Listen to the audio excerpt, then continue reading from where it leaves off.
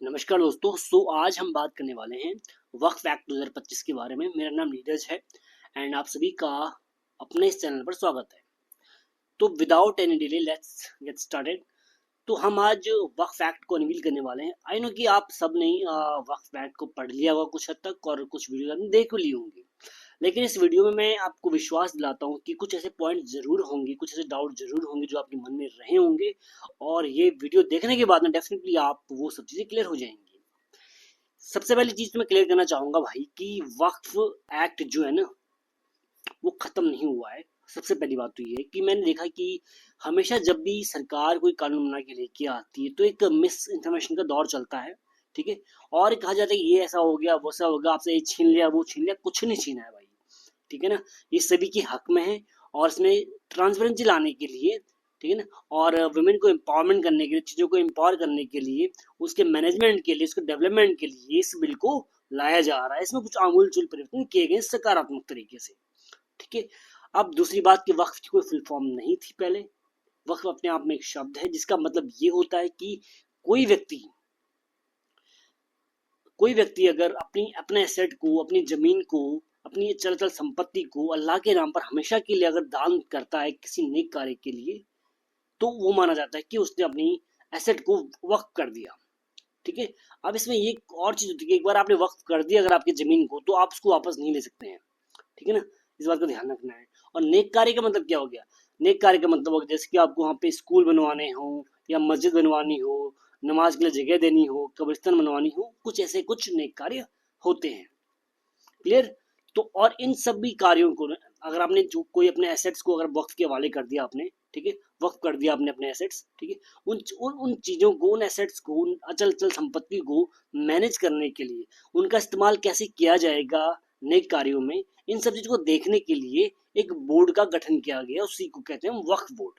Simple, इसमें बहुत ज्यादा कुछ दो पाँच करने की जरूरत नहीं है, सिंपल सी चीज है।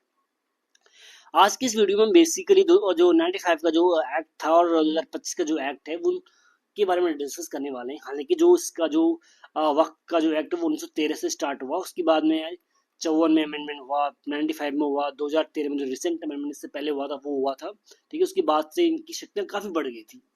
लेकिन अब जो नया जो वक्फ एक्ट आया उसकी जो फुल फॉर्म है वो है भाई unified Waqf management empowerment efficiency and development act 2025, जिसको कि हम कह रहे हैं उम्मीद, ठीक है। तो इस वीडियो में let's discover the shocking truth. क्या है इसमें सबसे इंपॉर्टेंट जो हाईलाइट है वो 1.2 लाख करोड़ का जो एसेट है ना, उसको हम थोड़ा सा ब्रेक करने की कोशिश करेंगे, उसको थोड़ा सा हम एनालाइज करने की कोशिश करेंगे, थोड़ा सा उसको हम कंपेयर करने की कोशिश करेंगे चीजों के साथ में बाद में। पहले हम देखते हैं कि पुराने लॉज में क्या था। पुराना लॉ जो था वो एक लूज सेटअप था, बहुत ज्यादा उसमें लूप होल्स थे। देखो कैसे, पहली लाइन अगर आप पढ़ते हो ना इसकी कि वक्फ बोर्ड डिक्लेयर प्रॉपर्टीज फ्रीली, तो इसका मतलब वही है फ्रीली, मतलब फ्रीली। अगर इस भाई ने कह दिया वक्फ बोर्ड ने कि यार ये जमीन हमारी है, तो समझ लो उनकी है वो, उसमें आप कुछ दो पांच नहीं कर सकते हैं। क्यों? एग्जाम्पल के लिए मैं हूँ, मतलब मैं एक स्टेट उत्तराखंड से हूँ, मतलब ठीक है ना, मैं रहता हूँ दिल्ली में। मैं कभी बार 6 महीने साल में जाता हूँ यहाँ पे। मैं एक दिन गया अपने अपने गाँव गया मैं, और मैंने कहा कि अरे भाई कह रहा था कि ये जमीन मुझे बेच दो, जो तेरे खेत नहीं है पड़ा हुआ, ऐसे कुछ होता है इसमें, है नहीं, मैं इसमें कुछ उपजाऊ काम कर लूंगा। मैंने कहा ठीक है भाई ले ले अभी तो जैसे मैंने कोशिश की इसको बेचने की, पता लगी ये तो भाई वक्त के हवाले हो गई है।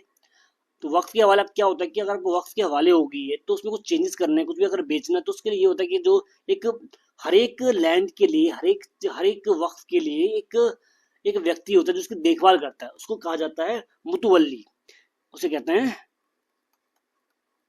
मुतवल्ली। मुतवल्ली चाहे तो उस जमीन को किराए पे दे दे, बेच दे, कुछ भी कर सकता है वो चीजों के लिए, ठीक है। तो उसके लिए आपको एनओसी लेने के लिए जाना पड़ता है, इसके पास वक्त के पास में। लेकिन जाहिर सी बात है अगर आप जमीन को बेचने की कोशिश कर रहे हो तो वो वक्त आपको एनओसी देगा भी नहीं। तो उसके बाद जाते हो आप ट्राइब्यूनल के पास में। लेकिन ट्राइब्यूनल में तो अपने लोग बैठे हुए हैं। अपने लोग का क्या मतलब, ट्राइब्यूनल का जो फैसला आएगा भाई मैक्सिमम केसेस में वो वक्फ के साथ में ही वो फैसला आता है। और बड़ी बात ये कि एक बार जो ट्रैवल ने जो फैसला दे दिया वो एक पत्थर की लकीर मानी जाती है। उसके बाद 99% टाइम पे आप उसके बाद कुछ नहीं कर सकते उस जजमेंट के बाद में। ये हो गया वक्फ के पास में एक अधिकार, यानी कि वक्फ ने जो कह दिया वो उसका हो गया। उसके बाद में मुझे क्या बोलते हैं, आपको प्रूव करना पड़ेगा कि मेरी जमीन है, जमीन मेरी ही है, लेकिन मुझे को प्रूव करना है कि ये जमीन मेरी है। ठीक है। और दूसरा जो पॉइंट इसमें था वो था वक्फ बाय यूजर। इसका मतलब क्या हो गया, इसका मतलब ये हो गया कि अगर कोई किसी पीस ऑफ लैंड में कोई चीज, अगर कोई धर्मार्थ कार्य चल रहा है, अगर चाहे वहां नमाज पढ़ी जा रही हो या कुछ भी हो रहा हो वहां पे, ठीक है। For example again, let's take an example. यहाँ पे एक मॉस्क बनी हुई है इस पोर्शन में, लेकिन जब मॉस्क तो इतने पोर्शन में बनी हुई है, लेकिन जो नमाज पढ़ने वाले हैं वो यहाँ तक पढ़ रहे हैं नमाज, लोगों की बहुत भीड़ होती है। अब पता चला कि 6 महीने साल भर से नमाज पढ़ी जा रही है, किसी को कोई फर्क नहीं, ठीक है नमाज पढ़ रहे हैं, पढ़ने दो यार, कोई बात नहीं। लेकिन बाद में पता चलता है कि यार ये जो जहाँ तक नमाज पढ़ रहे थे नहीं लोग, ये सारी की सारी जमीन वक्फ ने अपने नाम कर ली है, क्योंकि ये कुछ एक धर्मार्थ कार्य के लिए यूज हो रही थी। तो ये होता है वक्फ बाय यूजर, यानी कि जहाँ पे जो ऐसी कोई लैंड है, ऐसी कोई जगह जहाँ पे अगर धर्मार्थ कार्य चल रहा है, तो उस लैंड को भी, उस पीस ऑफ लैंड को भी वक्फ किया जाता है कि ये तो जमीन वक्फ हो गई भाई। तो उसके बाद भी आप कुछ नहीं कर सकते हैं, वही आपका ट्रिब्यूनल के पास जाओगे, उसने जो कह दिया वो हो गया। समझ गए। ये सब चीजें हो चुकी हैं, लगभग 70,000 के आसपास, 70,000 के आसपास डिस्प्यूट चल रहे हैं अभी भी। ठीक है ना। अभी कुछ एग्जाम्पल आपको देता हूँ, एक जो नीचे एग्जाम्पल लिखा था, बहुत ही फेमस एग्जाम्पल है, तिरुचेंतुरई का एक विलेज, एक विलेज है तमिलनाडु का। वहाँ पे क्या है कि एक किसान ने अपनी जमीन बेचने की कोशिश की, और बाद में पता चलता है वहाँ पे पूरा गाँव, पूरा का पूरा गाँव वक्फ के वाले हो चुका है। और सिर्फ एक गाँव नहीं, तमिलनाडु में 5 ऐसे गाँव थे जो कि वक्फ ने उनपे जो कि वक्फ ने हड़प लिए थे। और सिर्फ गाँव की बात नहीं कर रहा हूँ, मैं आपको बता दो, उसमें इलाहाबाद हाई कोर्ट की एक जमीन थी, उसको वक्फ ने कह दिया कि हमारी है। आरएसएस की जमीन मध्य प्रदेश में थी, उसको बोलते हैं हमारी है। डियर पार्क दिल्ली का, उसको कहते हैं हमारी है। ठीक है। गांव की बात तो आपको कर चुका, जो काशी विश्वनाथ टेम्पल है उसको बोल दी तो ये तो हमारी जमीन में बना, ये तो वक्त की जमीन है। ठीक है। अपना शिवालय है, शिवालय को बोल दिया। मतलब क्या क्या, बहुत सारे, ताजमहल, ताजमहल को लेके चले गए कोर्ट में कि तो भाई ये ताजमहल तो वक्त की जमीन है। ताजमहल अब हाई कोर्ट ने कह दिया कि ठीक है तुम एक काम करो, शाहजहां के बोले वो दिखाओ सिग्नेचर, हार गए। और एक और बड़ा एग्जाम्पल, जो अपने लखनऊ में जो लक्ष्मण टीला है ना, उसको भी कह दिया इन्होंने कि तो वक्त की जमीन है। तो ऐसे न जाने कितने सारे डिस्प्यूट्स हैं, और पता नहीं कितने सारे केसेस हैं, मतलब चीजों की यार, जहाँ पे विदाउट ये सीन है कि जहाँ पे वक्त ने कह दिया ये हमारा है, तो वो उनका हो गया 90% टाइम पे। उसके बाद आप कुछ भी नहीं कर सकते। तो क्या लगता है आपको, यहाँ पे ट्रांसपेरेंसी कितनी थी? कुछ भी नहीं है। कोई ट्रांसपेरेंसी आपको दिखती है कहीं पे? कुछ भी नहीं दिखती है। तो इसी को ठीक करने के लिए 2025 में एक्चुअली क्या सीन है कि 2024, आई थिंक जहां तक मुझे याद है अगस्त के आसपास 2024 में ये जो एक्ट है ना, ये जो बिल है, ये लाया गया था पार्लियामेंट के अंदर, लेकिन उस टाइम पे पास नहीं हुआ था। उस टाइम पे इसको जेपीसी को भेज दिया गया था। जेपीसी की रिपोर्ट अभी आई है लगभग मार्च के आसपास में। जो रिपोर्ट आई है उसके बाद में तुरंत अप्रैल में इसको पेश किया गया पार्लियामेंट के अंदर। अब पार्लियामेंट में 3 तारीख को आई थिंक लोकसभा से पास हुआ है, 4 तारीख को राज्यसभा से पास हुआ है, और अगेन नेक्स्ट डे में अपने 1 या 2 दिन के बाद में प्रेसिडेंट साहब ने इस पर अपनी असेंबली दे दी है। तो ये अपना एक एक्ट बन गया अब तो। ठीक है। लेकिन अब जो नए एक्ट में जो बदलाव किए गए वो देखो आप। प्रथम तो ये हो गया कि भाई अपनी जो लैंड है, अपनी जो संपत्ति है, उसको वक्त करने का अधिकार सिर्फ उन लोगों को है जो 5 साल से, कम से कम 5 साल से इस्लाम धर्म को प्रैक्टिस कर रहे होंगे। ऐसा नहीं कि मैं कोई क्रिश्चियन आदमी हूँ, मैं कोई हिंदू आदमी हूँ, मैंने कल ही धर्म परिवर्तन किया और मैंने अपनी एक्सेप्ट कर दी वक्त। ऐसा नहीं होगा। कम से कम 5 साल से आपको इस्लाम को प्रैक्टिस करना चाहिए। दूसरी बात कि पहले जो अधिकार वक्फ के पास में थे वो अब सीधा डिस्ट्रिक्ट कलेक्टर के पास में होंगे। डिस्ट्रिक्ट कलेक्टर विल डिसाइड कि प्रॉपर्टी वक्फ की है या किसकी है। तीसरी बात, जो वक्फ यूजर वाला मामला था कि जहाँ पे धर्मार्थ कार्य के लिए कोई काम चल रहा है तो वो वक्फ कह देती कि हमारी जमीन हो जाएगी, तो ऐसा कुछ नहीं होगा। अब क्या होगा, कोई भी जमीन अगर आपको वक्फ करनी है ना, तो उसका रजिस्ट्रेशन होगा ऑनलाइन विद इन 6 मंथ। ठीक है। एंड एक ट्राइब्यूनल जो बैठता है, पहले भी 3 लोग थे, अब भी 3 लोग है, लेकिन अभी जज, आजकल ज्वाइंट सेक्टर लेवल का एक आदमी बैठेगा वहां पे, पहले मजिस्ट्रेट बैठता था, एंड एक मुस्लिम लॉ एक्सपर्ट बैठेगा। ठीक है। और एक और इसमें बड़ा बदलाव इसमें ये किया गया है कि जो ट्राइब्यूनल का जो फैसला होगा ना, अगर आपको ठीक नहीं लगता है तो उसके 90 डेज के अंदर आप चाहो तो हाई कोर्ट को अप्रोच कर सकते हो। लेकिन ध्यान रखना, ये 90 डेज की जो सीमा है वो 90 दिन की सीमा है, इससे ज्यादा नहीं है। इसके बाद अगर आप जाओगे तो फिर आपके बहुत कम चांसेस होंगे आप जीत पाओगे, कुछ भी हो पाएगा। क्लियर। एक सेंट्रल वक्फ काउंसिल होता है, ठीक है ना, जिसमें कि 22 मेंबर हैं इस टाइम पे। पहले इसमें एक्चुअली 20 मेंबर होते थे। ठीक है। अब इसमें मेंबर 22 कर दिए गए। 22 कैसे, इसमें 2 मेंबर नॉन मुस्लिम भी ऐड किए गए हैं ताकि ट्रांसपेरेंसी बनी रहे, और दो दो मेंबर इसमें वुमेन रहेंगी। वुमेन किसी भी रिलीजन की हो सकती हैं, नॉन मुस्लिम भी हो सकती हैं, कोई इश्यूज में है नहीं, ठीक है। तो इसमें ट्रांसपेरेंसी लाने के लिए ये काम किया गया है। आपको पता है कि देखो, जो सेंट्रल वक्फ काउंसिल ये देखता है कि जो बाकी स्टेट में जो वक्फ बोर्ड्स हैं वो कैसे काम कर रहे हैं, उनका जो एसेट्स का इस्तेमाल ठीक से हो रहा है कि नहीं हो रहा है, वहाँ पे कुछ करप्शन तो नहीं चल रहा है, बहुत सारी चीज देखती हैं वो। आपको पता होगा कि हर एक स्टेट में, लगभग हर एक स्टेट में भारत के अंदर एक वक्फ बोर्ड की स्थापना की गई है। यूपी का अपना अलग से होगा, उत्तराखंड का अलग से होगा, दिल्ली का है, हर एक का है लगभग। सिर्फ आई थिंक जहां तक मुझे याद है कि सिक्किम का नहीं है और गोवा का नहीं है, बाकी सबका है। लगभग 30 के आसपास वक्फ बोर्ड है भारत के अंदर, ठीक है ना। और उनका जो मुखिया होता है, अध्यक्ष होता है, वो मुस्लिम ही होता है, पहले भी मुस्लिम होता था और अब भी मुस्लिम ही रहेगा, ठीक है। ये हो गया यहाँ पे। और बाकी तो इसमें मुझे जहाँ तक बाकी मैं आपको बता चुका हूँ कि एक जो व्यक्ति होता है जो कि हर एक वक्फ की देखरेख करता है, उसको कहा जाता है मुतवल्ली। क्या क्या कहते हैं उसको? मुतवल्ली कहते हैं उसको। मुतवल्ली कितने हो सकते हैं? मुतवल्ली एक प्रॉपर्टी के पास एक प्रॉपर्टी में एक मुतवल्ली भी हो सकता है, 10 लाख प्रॉपर्टी में 10 लाख मुतवल्ली भी हो सकते हैं स्टेट के अंदर। तो उसका काम होता है उस प्रॉपर्टी की देखरेख करना। सिंपल सी बात ये होगी, ठीक है। अब देखो, अब थोड़ा सा हमने इनके एसेट्स को थोड़ा सा ब्रेक करके देखते हैं, थोड़ा सा एनालाइज करके देखते हैं कितना इनके पास एसेट पड़ा हुआ, कितना इनके पास जमीन पड़ी हुई है। जो इनके पास है 1.2 लाख करोड़ का जो इनके पास लैंड है ना, उसकी जो वेल्थ है लगभग लगभग वो नापी गई है 1.41 ट्रिलियन डॉलर। इसका मतलब ये हो गया कि जो भारत की, मैं बात कर रहा हूँ भारत की जो जीडीपी है ना, लगभग 3.90 ट्रिलियन की है, लगभग 4 ट्रिलियन की हमारी पूरी जीडीपी है देश की। और वही वक्फ के पास जो संपत्ति है वो लगभग 1.41 ट्रिलियन की है, ट्रिलियन डॉलर की है। इसको आप एक चीज आप अगेन कंपेयर करता हूँ, पाकिस्तान पाकिस्तान की जो जीडीपी है ना, वो 0.4 ट्रिलियन डॉलर की है, 400 बिलियन की है वो, 400 बिलियन डॉलर की है। और इनकी कितनी है? लगभग 1400 बिलियन की। आपको पता होगा कि 1 ट्रिलियन में 1000 बिलियन होते हैं, इस बात का ध्यान रखना आपको। इवन बीसीसीआई, आईपीएल, इन सबसे बड़ी वेल्थ इनके पास में है।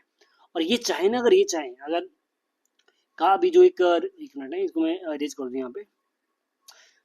जो 2005 की जो सच्चा रिपोर्ट है, इसके अनुसार ये कि अगर वक्फ बोर्ड चाहे अगर, तो 10% रिटर्न के हिसाब से हर साल 12,000 करोड़ रुपए का वेल्थ या रिटर्न जनरेट कर सकता है। लेकिन इसके पास में भी कहा जाता है कि 1000, 2000 या 600 से 1000 करोड़ के आसपास ही इनके पास मिलते हैं एक साल के अंदर। ये भी बड़ा ही अपने आप में एक बहुत बड़ा सवाल है कि सिर्फ 10% की इक्विटी, 10% के रिटर्न पे इनको इतना बड़ा, इनको इतना ज्यादा फायदा हो सकता है, और लेकिन सिर्फ 600 के आसपास क्यों हो रहा है? वो बड़ी एक देखने वाली बात है। दूसरी बात, आपको सबको पता है कि हमारे देश में जो मुस्लिम धर्म के लोग हैं, उनकी स्थिति बहुत अच्छी नहीं है। जब आपके पास में इतना बड़ा वेल्थ पड़ा हुआ है और आपको पता है कि इन सबका काम नेक कार्य के लिए किया जाना है, तो फिर ऐसा क्यों कि ये जो लोग हैं, हमारे जो भाई भाई बंधु हैं, मुस्लिम भाई बंधु, उनकी स्थिति इतनी दयनीय क्यों है भाई? ये सब भी सवाल खड़े होते हैं। दूसरी बात, आपको पता है कि जब 1913 का जो एक्ट आया था स्टार्टिंग में 1913 में, और 2013 में जो चेंजेस हुए बड़े, जो उस टाइम में चेंजेस किए गए, उस टाइम तक वक्फ के पास में 18 लाख एकड़ की लैंड थी। 2013 में जब चेंज हुआ तो उसके बाद 14 से 25, लगभग 10 साल के अंतराल में 21 लाख एकड़ उनका बढ़ गया। तो देखो कितना उन्होंने बढ़ा, कितना स्कैम हुआ उस टाइम पे। उनके पास टोटल अभी इस टाइम पे लगभग 39 लाख एकड़ की एसेट है, उनके 39 लाख एकड़ के एसेट उनके पास में भी है। ये आप देखना कि भाई सिर्फ 10 सालों में, 14 से 25 में 21 लाख का उनके पास में जो एसेट वो बढ़े हैं। 100 सालों में सिर्फ 18 लाख बढ़े थे। समझ रहे हो आप? यहाँ पे मैं पाकिस्तान की जीडीपी के साथ ऑलरेडी कंपेयर कर चुका हूँ इसको। आईपीएल के बराबर की है, बीसीसीआई से बहुत ज्यादा बड़ी है, ठीक है। अब एक सीन है, जो नया कानून बना है ना, अब पुराने डिस्प्यूट थे उनके साथ में क्या होगा? जाहिर सी बात, हर एक चीज का रिव्यू नहीं किया जाएगा, सिर्फ रिव्यू उनका होगा जो डिस्प्यूट है, जिनके साथ में डिस्प्यूट चल रहा है, जिन वक्त के साथ जिन प्रॉपर्टीज का डिस्प्यूट चल रहा है, वहां पे ही उनको रिव्यू किया जाएगा। जो अनरजिस्टर्ड प्रॉपर्टीज है उनका रिव्यू किया जाएगा। अगर लगता है कि नहीं वो वक्त ने गलत तरीके से ली है तो उनको वापस किया जाएगा। एंड डेफिनेटली बात है, जो सरकार की लैंड है, आपको पता है वक्फ ने कई सरकारी लैंडों पे कब्जा कर रखा है, जमीनों पे, लैंड्स पे कब्जा कर रखा है। वहां पे देखा जाएगा कि क्या सरकार की जमीन है। अगर देखा जाएगा सरकार की जमीन है और पाया जाता है कि सरकार की जमीन है, तो डेफिनेटली उसको सरकार को वापस दे दिया जाएगा। ठीक है। वही तो पता है कि 6 मंथ का रजिस्ट्रेशन डेडलाइन इसमें, कि अगर कोई भी व्यक्ति अगर अपनी जमीन को वक्फ करना चाह रहा है तो उसको 6 महीने के अंदर उसका रजिस्ट्रेशन होना जरूरी है, वरना उसको वक्त नहीं माना जाएगा। ऐसे लगभग 73,000 डिस्प्यूट चल रहे हैं। ठीक है ना, ये सीन है। अभी मैंने एक टेबल बनाई है इसमें कि भाई जो पुराना लॉ था 95 का और नए में क्या अंतर है, सब हम बात कर ही चुके हैं कि नाम इसका वक्फ एक्ट 95 था पुराने वाले का, इसका नाम हो गया यूनिफाइड वक्फ मैनेजमेंट एम्पावरमेंट एफिशिएंसी एक्ट। ठीक है। इसमें था हु कैन डोनेट, इसमें था इसमें कुछ साफ था नहीं कि डोनेट कौन कौन कर सकता है 95 के उसमें, लेकिन इसमें साफ वो बताया गया है कि एटलीस्ट इस्लाम धर्म को 5 साल से प्रैक्टिस कर रहा होगा। प्रॉपर्टी डिक्लेरेशन में वक्फ बोर्ड डिसाइड करता था, यहाँ पे डिस्ट्रिक्ट कलेक्टर है वो डिसाइड करेगा। वक्फ बाई यूजर यहाँ पे था, यहाँ पे खत्म कर दिया गया इसको। ठीक है। रजिस्ट्रेशन यहाँ पे पेपर बेस्ड था, यहाँ पे ऑनलाइन कर दिया गया 6 महीने के अंदर। बोर्ड मेंबर्स यहाँ पे मुस्लिम थे, 2 वुमेन होने चाहिए थे, यहाँ पे ठीक है यहाँ पे 2 मुस्लिम और 2 वुमेन होंगी, टोटल यहाँ पे 22, यहाँ पे 20 थे। ठीक है। ट्राइब्यूनल में यहाँ पे 3 जज थे, यहाँ पे 3 है, लेकिन यहाँ पे मजिस्ट्रेट की जगह पे यहाँ पे सेक्रेटरी लेवल का कोई अधिकारी होगा। ठीक है। गवर्नमेंट प्रॉपर्टी को अनक्लियर था कि ले सकते हैं, लेकिन यहाँ पे हाई कोर्ट, सॉरी इसमें हाई कोर्ट में आप जा सकते हो 90 डेज के अंदर, आप अगर आपकी प्रॉपर्टी को अगर ले लिया गया है उस केस में। ऑडिट यहाँ पे पहले होता था कि ऑडिट की अगर हम बात करें यहाँ पे लिमिटेड चेक होता था यहाँ पे, और यहाँ पे जब भी जो पुराने लॉज में थे कि जब ऑडिट करना हो जमीन का तो बहुत रेयर कभी कभार होता था, लेकिन यहाँ पे कि साल में एक बार जरूर स्टेट करेगा, स्टेट क्या बोलते हैं यहाँ पे ऑडिट करेगा जमीन की कितना हुआ है क्या हुआ है, एवरीथिंग दे विल ऑडिट। ठीक है। सो व्हाट्स योर टेक, अब आपको डिसाइड करना है कि क्या इसमें जो परिवर्तन हुए हैं वो ठीक हुए हैं या गलत हुए हैं, क्या सच में उनके आर्टिकल 25-26 का उल्लंघन हो रहा है इसमें कि नहीं। वो देखो अभी ये कानून बन चुका है, लॉ बन चुका है, इसके बाद डेफिनेटली बहुत सारे जो मुस्लिम धर्मगुरु हैं, जो लोग हैं, वो सुप्रीम कोर्ट को अप्रोच करेंगे, कर चुके होंगे अभी तक। तो जनरल आर्टिकल 25 को 26 को लेके गए हैं कोर्ट में कि हमारे को रिलीजियस अफेयर्स को मैनेज करने का अधिकार, ये सब चीजें वो देखी जाएगी, कोर्ट क्या फैसला देती है। फिलहाल ये था एक्ट आज का। ठीक है ना। और पुराने में कितने लूज थे, न्यू में कितना स्टिकनेस है, 1.2 लाख करोड़ का पावर हाउस क्या है, वो सब चीज हमने देख ली है। बाकी जो भी आपके डाउट्स होंगे tell us in comments, please comment जरूर करना। आप कोई भी अगर आपको डाउट लगता है इसके बाद भी अगर, तो उसके बारे में हम कोई किसी दूसरी वीडियो में डिस्कस करते हैं। तो फिलहाल इस वीडियो में सिर्फ इतना ही। धन्यवाद देखने के लिए वीडियो यहाँ तक अगर आपने देखा है तो, and God bless you all. और अगेन लास्ट में एक डिस्क्लेमर ये कि किसी भी चीज को अगर मेरे मुझे कुछ भी ऐसा कुछ गलत निकल गया होगा तो उसके लिए मैं क्षमा प्रार्थी हूँ। मेरा कोई भी इंटेंशन नहीं है किसी भी धर्म को डिसरिस्पेक्ट करना।